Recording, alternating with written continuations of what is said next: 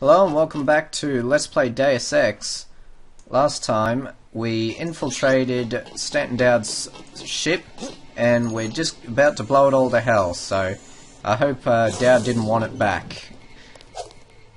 So I'm actually recording all of this in post because I've played this map 4 fucking times now and I'm just sick of getting no sound every time I record it, so when I finally figured out that... Oh. That is one of the tri-hull well points on the wall. You should be able to breach the inner hull with a Depram or LAM. When this one is opened, there are 4 more you need to breach. Check Dowd's map for their locations. Okay, we do have a map of this area, but obviously I don't show it off. Yeah, as I was saying, I recorded this 4 times, and each time didn't have sound, so I finally got it recording without sound, with sound rather, and well, it just so happens that I didn't actually record commentary over the top, so I'm just doing this in post. And that was a very long-winded way of getting to the same result that I got to a minute ago. But anyway, there's this code here which raises the bridge that we got in the last level, which is kind of weird, considering they gave us that random code so far in advance. This ammo crate here just has some buckshot shells in it that we don't need, so we're not going to awaken this sleeping sailor brigade up here to our presence.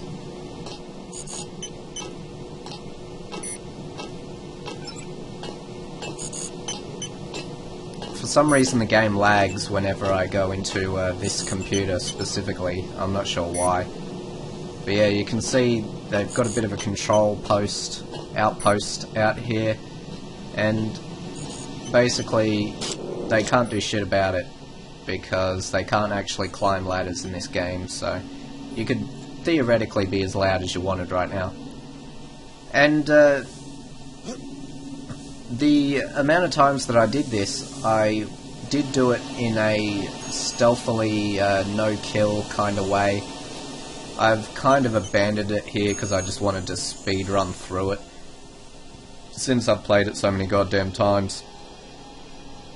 But I'm pretty sure it's still a no-kill run, if I'm remembering correctly. I'm not sure. For some reason there's a Chinese military in the ship. Or at least they're using the same skins as the Chinese military did in Hong Kong. But obviously they have American accents, and we are in New York, so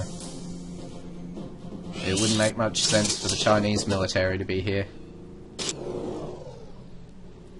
So as you can see, I'm being a bit general with my usage of the term sneaking. I did manage to knock them unconscious, but obviously they saw me pretty good.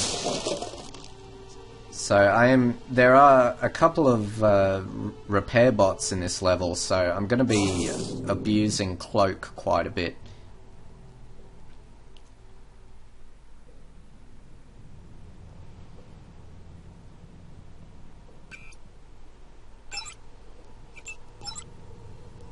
There are also a few medkits lying around, so I don't feel too bad about using one. And right now, I thought that guy that just walked past the door was actually the dude that was meant to be on his patrol route, so I went walking up here to open the control panel, and then the guy that I was actually waiting for turned up around the corner, so he activates the alarm because I don't have any cloak left, and I'll be damned if I use any bioelectric cells.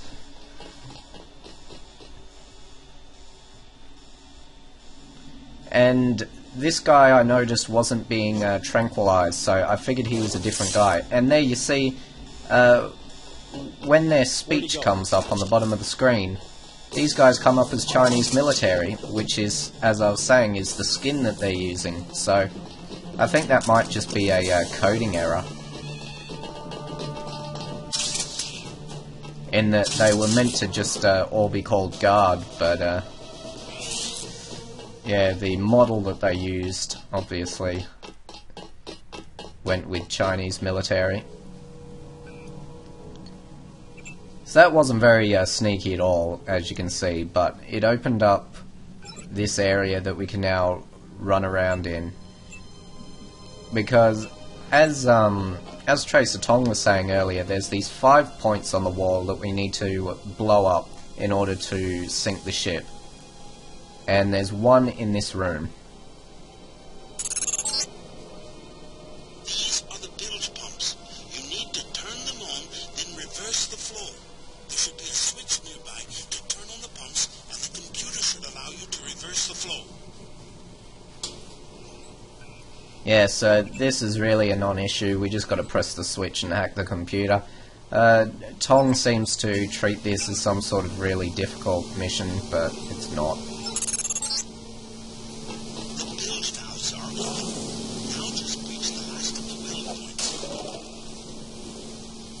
points. He really throws that objective on you pretty much out of nowhere, so I'm not sure what the deal was with that. And he tells you about it when you're right next to the switch, so it seems kind of pointless to me.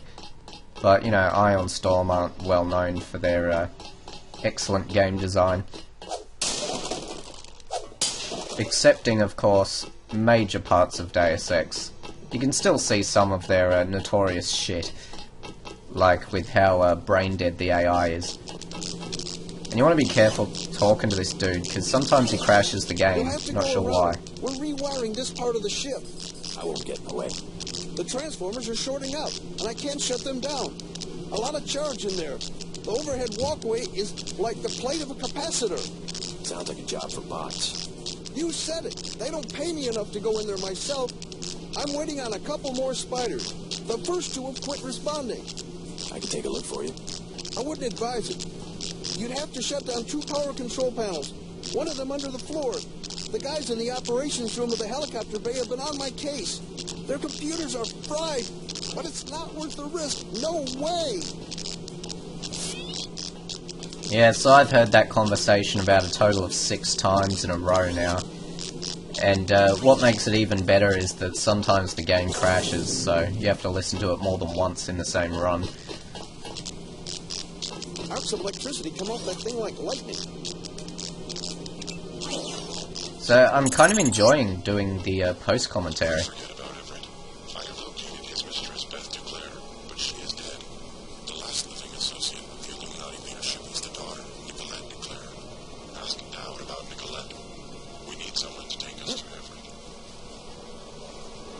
Yeah, I'm actually enjoying the post-commentary because it means I can say more about the game without having the struggle of trying to work out what I'm trying to do. So yeah, this is a really gimmicky room here. It's kind of like Half-Life. You gotta jump on the fan and it lifts you up in a gust of wind or something. It's really stupid. You'd think Deus Ex would be above that, but obviously not. And you also, in true Ion Storm fashion, you take mandatory fall damage coming down this vent. They tried to curb it by putting like small edgings across the sides, but you still take damage. And this is the room we've cleared out already, so we're going to go back in and go the other way.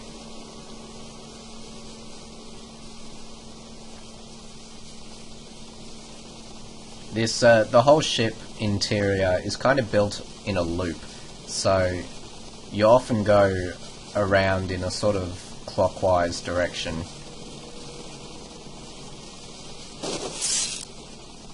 And there's a prod charger in the vent for some reason, but when you fall, of course you alert the guard that is in here, and if he happens to be standing right in front of the vent, he will actually shoot the shit out of you. Not through the vent, but he'll go and activate the alarm for sure.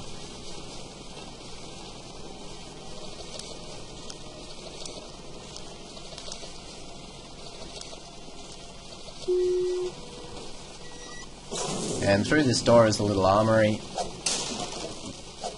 We have all the augmentations, so there's nothing really useful in here.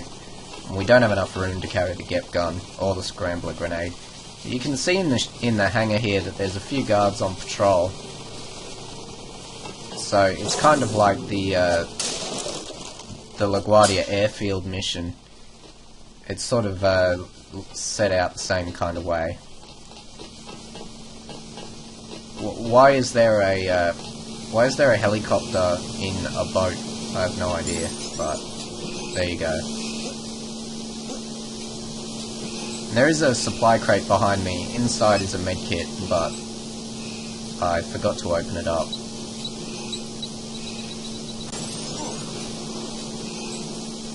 That is the first of the well points, so that's number 1 out of 5.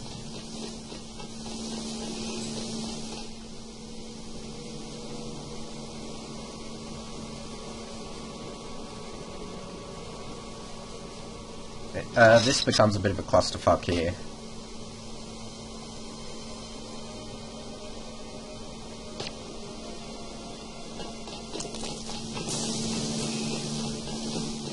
Again, being very liberal with my use of the words sneaking.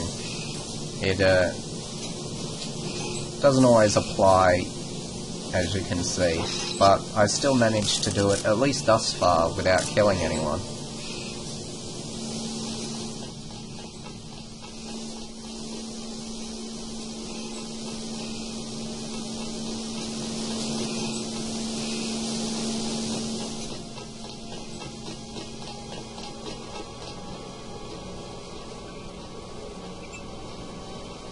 And also these control panels here, you can see People's Republic of China. Maybe there's something I'm missing in the story that says that Stanton Dowd's ship is purchased from Hong Kong or something. I don't remember something like that being in the storyline. Seems weird to me, but if anyone can explain it, then sure, go ahead. But you'd have to actually watch this video first, wouldn't you? I'm not bitter at all. Anyway, there's this spider at the bottom here, and you blow him up pretty easily. Sometimes he gets stuck on the computer panels, and you can't actually hit him, which gets pretty annoying. And that's the second of the weld points, so we're just going to disable the cameras in this room before we go down under the floor and try and disable this electricity that's going nuts. The Crash the Game mechanic we talked to earlier, he gave us the secondary objective to do this, so it's obviously not necessary to do, but it makes the walkway accessible. And as for being a secondary goal, it's kind of useless because you don't actually get any reward for it.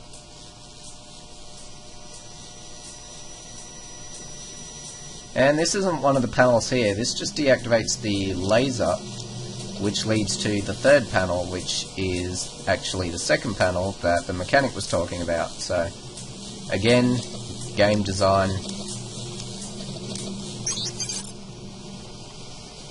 In fact, game design kind of goes out the window in this level, if I must be honest. And you'll see further evidence of game design kind of tanking later on in the game as well, but I'll take it from here. obviously this level isn't like the worst thing in the world, but it's certainly not the most fun in the game. Now at this point I think I'm trying to find a grate that's hidden in the floor, and it's actually just here. I'm standing on it right now, but I missed it.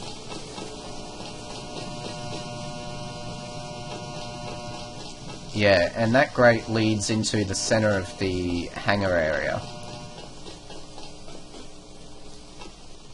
So then I go into the floor here because I thought that maybe it'd be under here, but it really isn't. So yeah, I'm just killing time at this point. So eventually I'm going to stop doing this and start going the right way. And yeah, like I said, it leads right into the middle of the hangar. And it's actually, I don't know why I thought it would be a good idea to go in it, because it actually isn't. You're probably better off doing it the way that I'm about to do.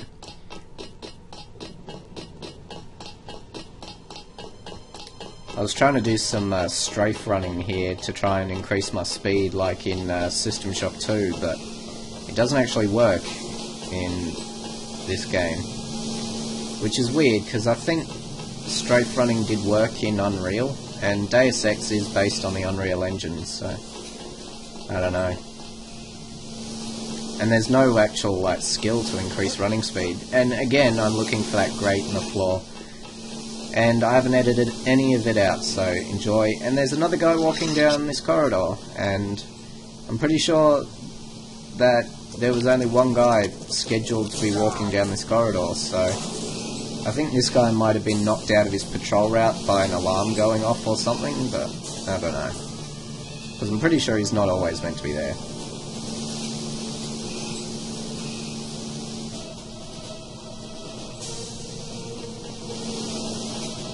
There we go, so we now have got these two stiff as boards Chinese military types lying on the stairwell.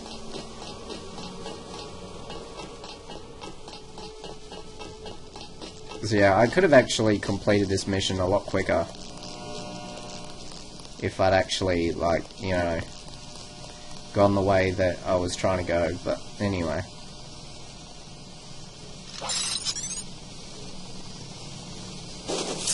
It gives you an area location bonus for opening up this door and entering it, but there's nothing actually here besides these two enemies.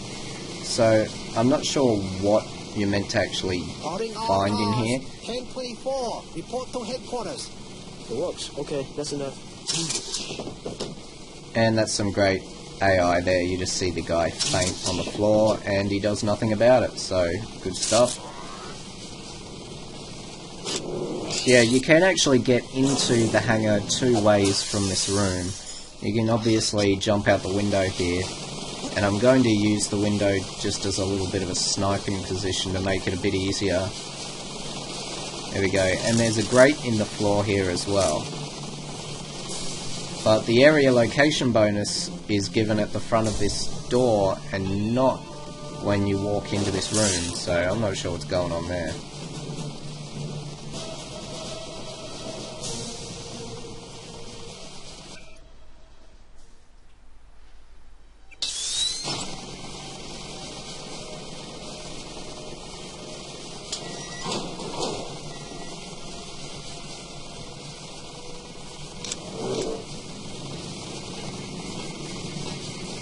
So we're going to abuse Cloak a bit here.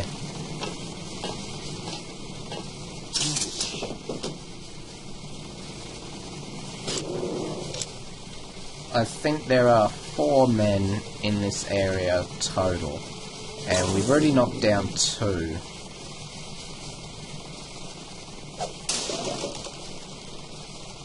And the third guy gets alerted by opening up that box. You'd think JC'd have, like, you know, alternate ways of opening crates and shit, but nah. He has to do it the loudest way possible just to attract everyone, but you can use that to your advantage. Like, if you break something, you can call all the guards towards you, if you so desired. And what the truly fascinating thing is, which you're going to see in a minute or so, is that man that we just knocked unconscious. Just a second. This grate here is the one I was trying to find earlier. It links up with the other one that obviously I couldn't find. So yeah, there's this guy walking around outside, and there's another guy inside this sort of building in the middle. And the dude we just knocked out actually ran out of the front door here, past this guy, just to examine the back where we opened a box. So I'm not sure why the guy in the hut heard the box opening but not the guy outside, but you know, again, game design. Anyway, there weren't many moves left. Jacob knew that. Most of the pawns had been taken off the board and his own queen lost. The game had entered its final phase, and now the question wasn't which piece to sacrifice. They were all more or less expendable. But when? He shined his flashlight throughout the rooms of the vacant house. It was a perfectly serviceable tract home, somewhere in the suburbs where the sun occasionally shone. It looked like no one had lived there for ages, but that was true enough. Jacob just took care of the bills. Any paper trail ended at Hobbs Cemetery upstate. In the attic he found the old water heater, cold now. He removed the top and felt along the edge for a nearly invisible strand of fishing line. Jacob hauled it back on the line when he pulled a dripping plastic bag free of the murky tank. He took the flashlight between his teeth and opened the bag. Inside was a gun, a clean gun, its serial numbers filed and the rifling scratched beyond any possible match. The bullets all reloads with blank copper casings, no fingerprints. Time for the next move. So that is Chapter 23 of Jacob's Shadow. If this is meant to have some sort of parallel with the game's plot, I'm not quite understanding it. But, yeah.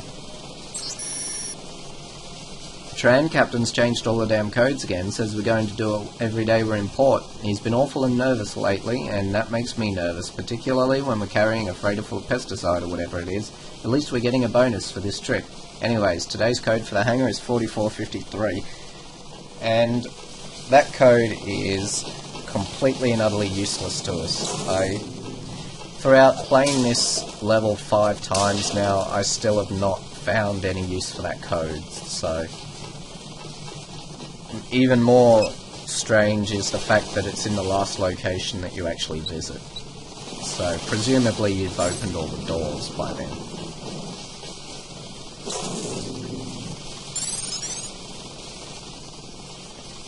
And there are only 2 more weld points, and then we can leave the level.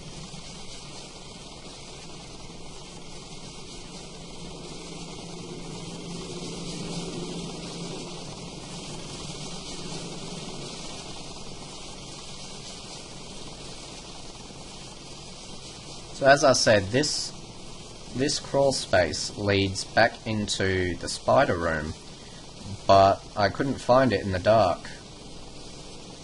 Here it is. So now we just need to go back to the main...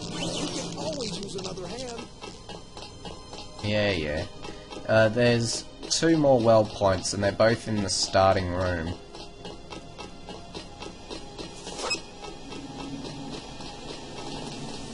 So the first one is where Tracer Tong gave us the message.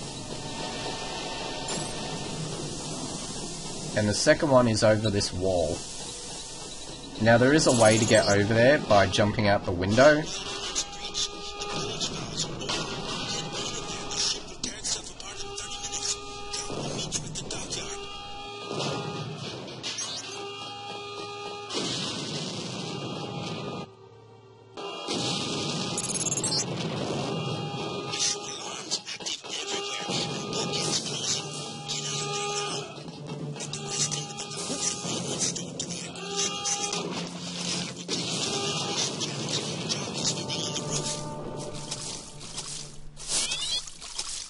Now this is annoying as shit, because with the environment shaking around and going nuts, it actually pushes you away from the ladder.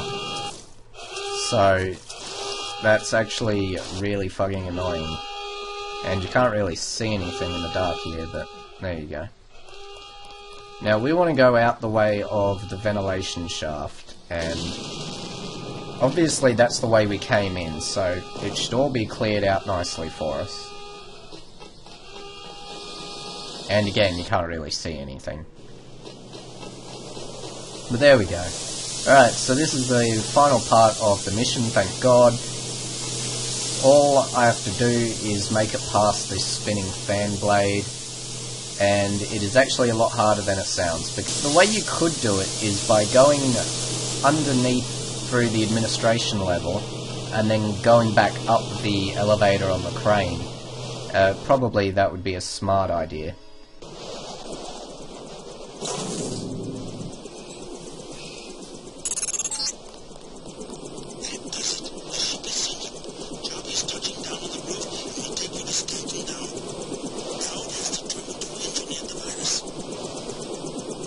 Okay, there we go. That's the end of the mission. So, thanks for watching, and I'll see you next time. Hopefully when I have audio.